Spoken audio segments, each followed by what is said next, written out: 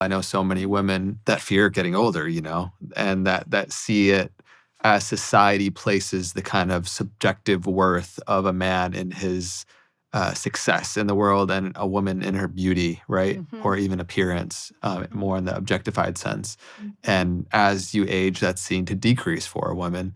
But I see you embrace the perspective that life can very much so just keep getting more beautiful.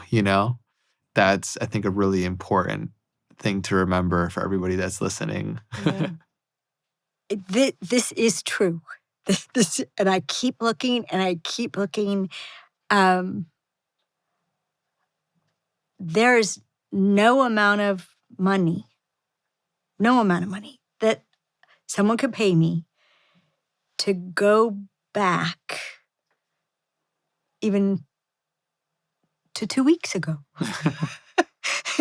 to a month ago, to 6 months ago. No way. A year ago.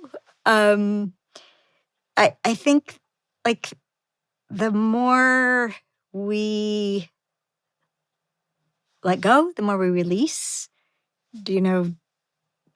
And it's one of my spiritual practices.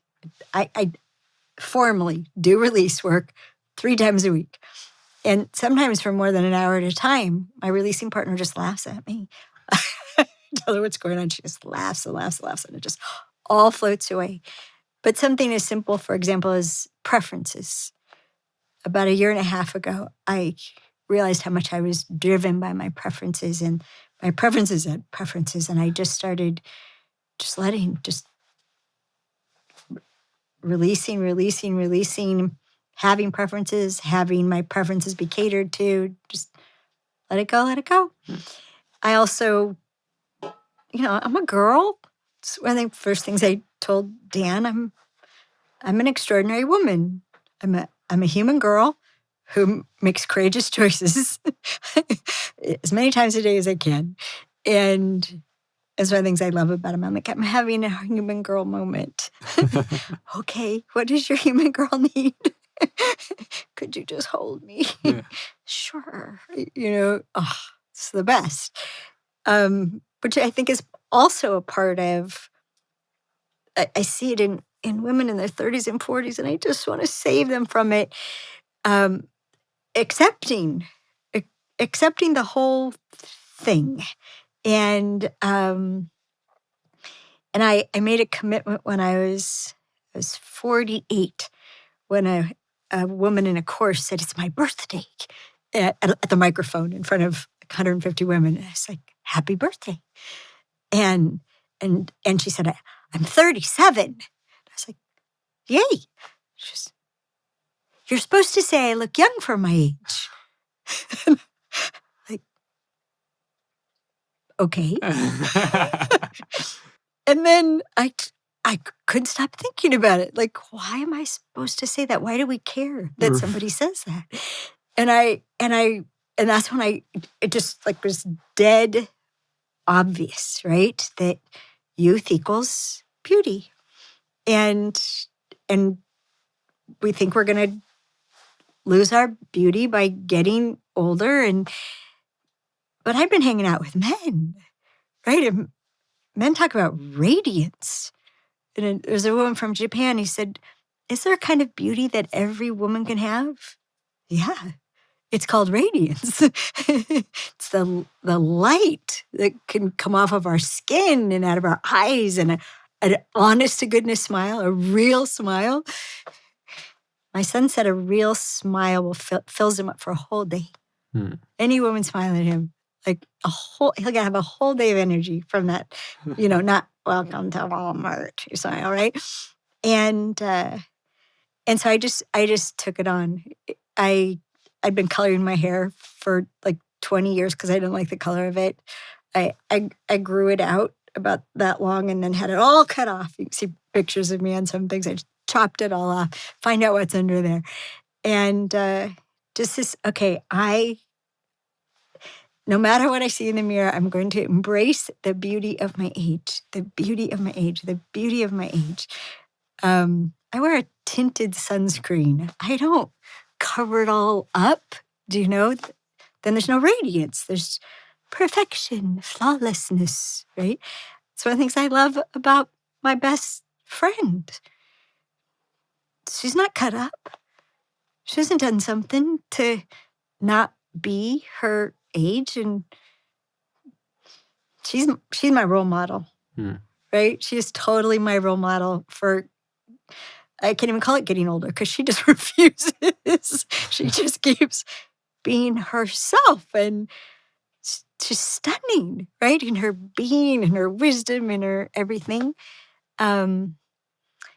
So I think that's one of the gifts of getting older. If you don't try to hang on, and very wise woman just this last weekend, we were talking about being comfortable in our bodies. Everyone's trying to be comfortable in their bodies, and they want to change their gender to be comfortable in our bodies. And there's all this conversation about it. And she said, I just can't help but, I just think it's a spiritual disconnect. And I said, what did you mean? She said, as if we're supposed to be comfortable in these things. As if any of us is supposed to be comfortable in these. That's silly. We don't believe. This isn't us. Why should we feel at home here? It isn't us. We've misidentified who we are. And one of our courses, we talk about what happens if you call it this body. This body.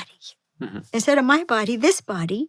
Well, now there's two of us, and we can be partners. And you can't be partners until there's two of you. And so many people are at war with my body and what's wrong with me, that my body is like this. And So more acceptance, more distance, more space, more everything.